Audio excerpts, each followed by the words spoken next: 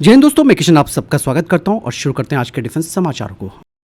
दोस्तों, भारतीय सेना ने एक खास डॉक्यूमेंट जारी किया है और इस डॉक्यूमेंट का नाम है technology road map for unmanned aerial system and loitering mission. इस रोड मैप का मकसद दोस्तों सीधा सा है कि भारत में ड्रोन और लॉइटरिंग वेपन्स के डेवलपमेंट को एक सही दिशा देना। यानी कि अब इंडस्ट्री, स्टार्टअप्स और रिसर्च इंस्टीट्यूशन ये जान पाएंगे कि इंडियन आर्मी को किस तरीके की टेक्नोलॉजी चाहिए। इसका ये फ़ायदा होगा दोस्तों, एक तो सही जगह इन्वेस्टमेंट हो पाएगी, नई टेक्नोलॉजी का तेज़ी से डेवलपमेंट हो पाएगा और मेक इन इंडिया को बूस्ट मिलेगा। क्योंकि दोस्तों आज की लड़ाई में ड्रोन्स और लॉइटरिंग मिशन सबसे बड़ा गेम चेंजर बन चुके हैं। इसीलिए ये रोड मैप भविष्य की वॉरफेयर को ध्यान में रखकर बनाया गया। बात साफ हो जाती है दोस्तों, ये केवल डॉक्यूमेंट नहीं है बल्कि भारत की फ्यूचर वॉरफेयर स्ट्रेटेजी का ब्लूप्रिंट है। और अगर इंडस्ट्री और आर्मी साथ में मिलकर काम करे तो भारत जल्द ही ड्रोन टेक्नोलॉजी में वर्ल्ड लीडर बन सकता है।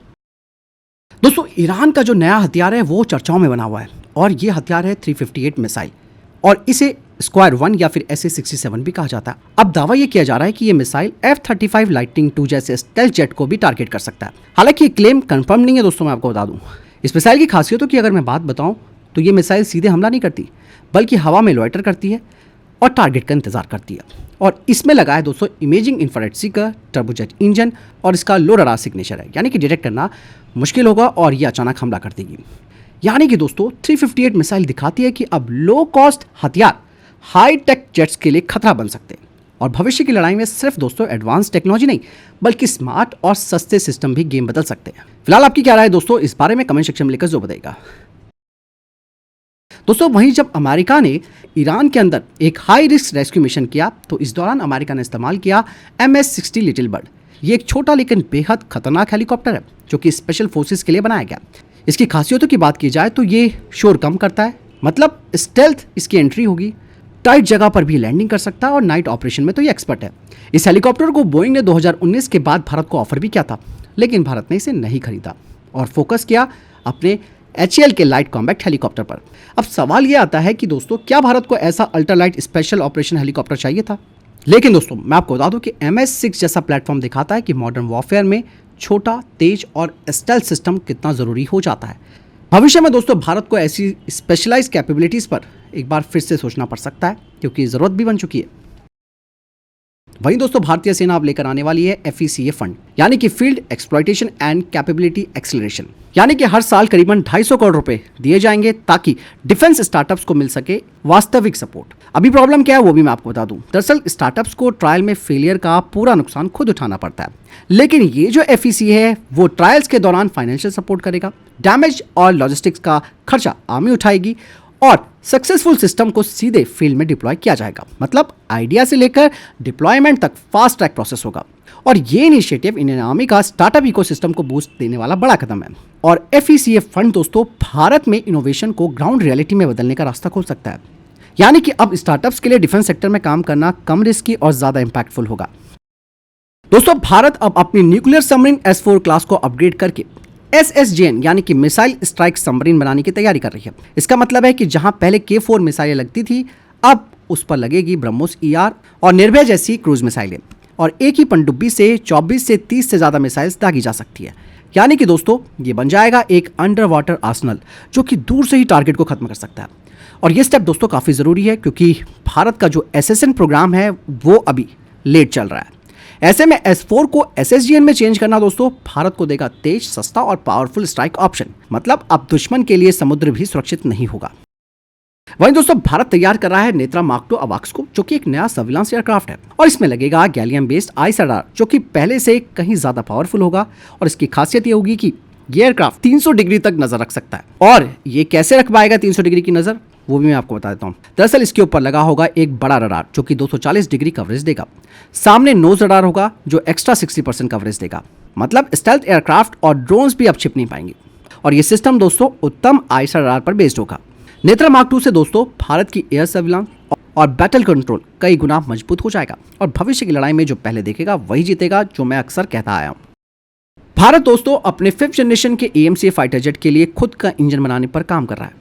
इस प्रोजेक्ट को लीड कर रहा है गैस टरबाइन रिसर्च एस्टेब्लिशमेंट और इसमें पार्टनर होगी साफरान, जिसमें टारगेट रखा गया है 120 किलोन्यूटन थ्रस्ट वाला पावरफुल इंजन जो कि पूरी तरह भारत में बने। यहाँ पर सबसे बड़ी बात यह है कि ये एक कंसोर्टियम मॉडल होगा जिसमें कि अलग अलग इंडियन कंपनियां इंजन के अलग पार्ट्स बनाएंगी और एक मेन कंपनी फाइनल असेंबली करेगी। मतलब पूरा इकोसिस्टम भारत के अंदर तैयार होगा और ये सिर्फ एक इंजन नहीं है, बल्कि भारत की एरो इंजन इंडिपेंडेंस की शुरुआत है। अगर ये स्टेप सफल होता है तो भारत भी दुनिया के टॉप इंजन मेकर्स में शामिल हो सकता है। वहीं दोस्तों, भारत अपने फाइटर जेट तेजस मार्क 1A का रडार अपग्रेड करने की बड़ी तैयारी कर रहा है और पहले बैच में EL/M2052 आईएसआर रडार लगेगा ताकि डिलीवरी में देरी ना हो। लेकिन अब इसमें लगेगा उत्तम आईएसआर रडार जो कि एडवांस गैलियम टेक्नोलॉजी के साथ आएगा। गैलियम रडार के फायदों की बात की जाए तो ज़्यादा रेंज मिलती है, बेहतर ट्रैकिंग होती है और इलेक्ट्रॉनिक वॉरफेयर में मजबूती मिलती है।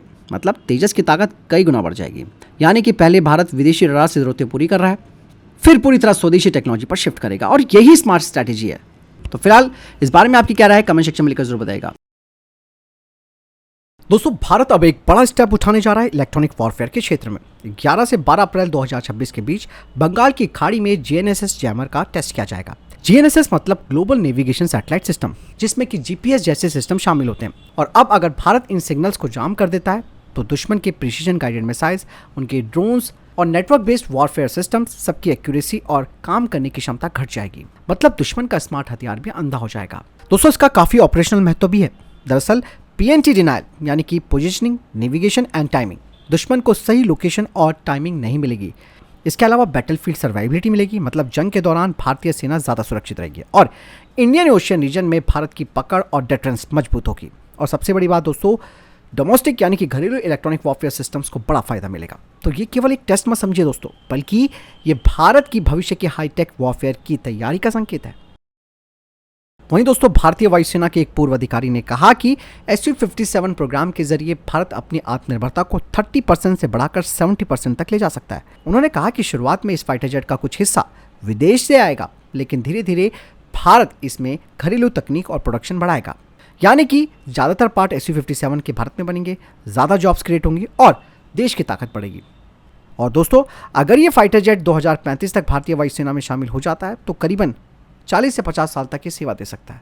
और सबसे खास बात यह कि रूसी फाइटर जेट्स हमेशा से अपनी मजबूती और लंबी उम्र के लिए जाने जाते हैं। तो दोस्तों, SU-57 केवल एक फाइटर जेट नहीं है, बल्कि भारत के आत्मनिर्भर रक्षा भविष्य का बड़ा कदम साबित हो सकता है। फिलहाल इस बारे में आपकी क्या राय है, कमेंट में अपनी राय जरूर दीजिएगा। दोस्तों, भारत ने अपनी कोस्टल सिक्योरिटी और मैरीटाइम पावर को मजबूत करने की दिशा में एक बड़ा स्टेप उठाया। 6 अप्रैल 2026 को Mazagon dock ship builder limited Mumbai में 2 महत्वपूर्ण समारोह आयोजित किए गए। पहला FPV-4 का कीलिंग और दूसरा FPV-7 का प्लेट कटिंग सेरेमनी। ये दोनों ही जहाज भारतीय तटरक्षक बल यानी कि इंडियन कोस्ट गार्ड के लिए तैयार किए जा रहे हैं। दोस्तों, ये जो फास्ट पेट्रोल वेसल्स हैं यानी कि FPVs, ये पूरी तरह आधुनिक तकनीक से लैस होंगे। इनमें AI based predictive maintenance system होगा, मल्टीपर्पज ड्रोन से निगरानी करने की क्षमता रखेंगे, high speed water jet propulsion system इनमें लगा होगा और लगभग 340 टन का डिस्प्लेसमेंट होगा। और इन जहाज़ों में भारतीय कंपनियों का बड़ा योगदान है, यानी कि भारत लगातार स्वदेशी कंटेंट को बढ़ाता जा रहा है। ये जहाज दोस्तों काफ़ी इंपॉर्टेंट हो जाते हैं। ये हमारी कोस्टल सिक्योरिटी को मजबूत करेंगे, लॉ इन्फोर्समेंट ऑपरेशंस में मदद करेंगे, इंडियन ओशन रीजन में भारत की मौजूदगी और ताकत को बढ़ाएंगे। दोस्तों, ये सिर्फ जहाज नहीं है, बल्कि आत्मनिर्भर भारत की दिशा में एक और मजबूत स्टेप है। तो ये थे अभी तक के टॉप डिफेंस अपडेट। वीडियो के संबंध में कोई प्रश्न, जवाब या आपका कोई सवाल है, कमेंट सेक्शन में लिखकर जरूर पूछिएगा। वीडियो को लाइक और शेयर जरूर कीजिएगा। ख्याल रखिएगा अपना। जय हिंद, वंदे मातरम।